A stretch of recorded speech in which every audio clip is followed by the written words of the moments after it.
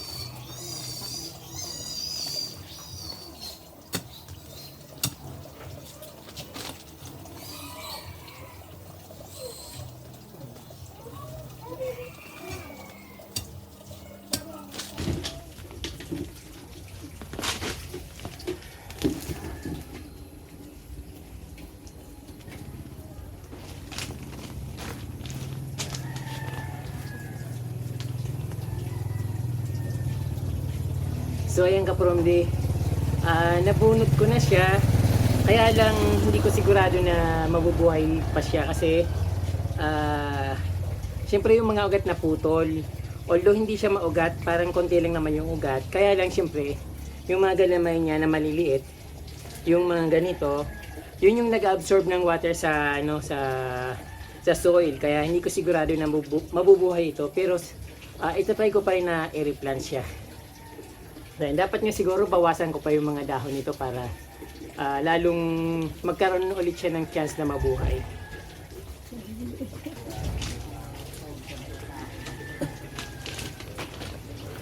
So, may inihanda akong isang plastic na malaki na parang parang timba. Nilagyan ko na ng lupa. Saka sabi ko, just in case na mabunot ko siya, so ilalagay ko siya dito agad para maka-revive kaagad yung kanyang life. Pero hindi ko sigurado na mabuhay siya.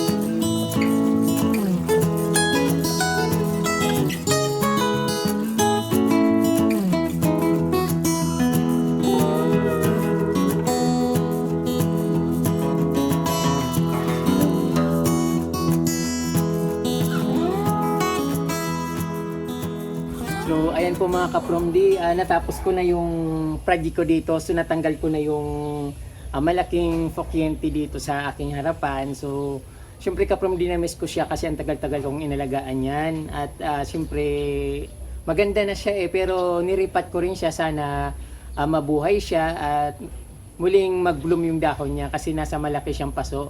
Tinanggal ko yung mga dahon niya para mas makatulong na mabuhay siya. Ayan po, shout out po to Ma'am Susan Bonsato Agno of Pangasinan, Nestor Basubas of Pangasinan also. Then Dublin family, Incasiano family from Quezon City. So ayun nga, parang lumawak na yung garden ko dito at nailis ko na yung Fockian tea plants na bilog. At nagawa ko yung gusto kong gawin dito pero hindi pa rin siya maayos masyado dahil wala naman ako mga halaman na pangpalit dito sa or pang design dahil hindi naman ako mayaman at nakakabili ng maraming plants. Kaya yung mga plants dito sa paligid ng kubo ko, yun din ang inilagay ko dito. Pero maayos naman siyang tingnan at makulay na makulay.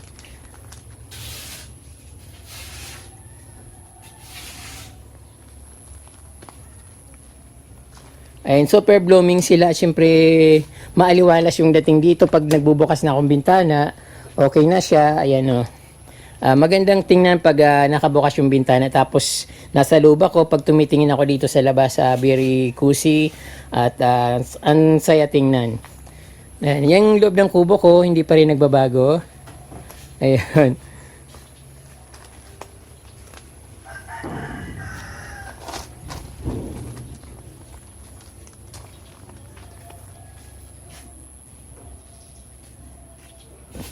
So ayun kapromdi, malawak na yung garden ko dito sa aking front yard. At yung aking Persian shield, sobrang ganda. After ko maputol ng 1 month at ito na siya at napakagandang tingnan. So yung mga pinutol ko naman ay inilipat ko lang dun sa, sa kabila para pag lumaki, puputulin ko rin siya at magiging ganyang kaganda. So ayun ang advantage ng Persian shield compare sa Mayana kasi yung Persian shield kapag pinuputol mo lalong gumaganda. Samantalang yung Mayana kapag pinutol mo, papayat siya ng papayat. Although sumasanga rin siya.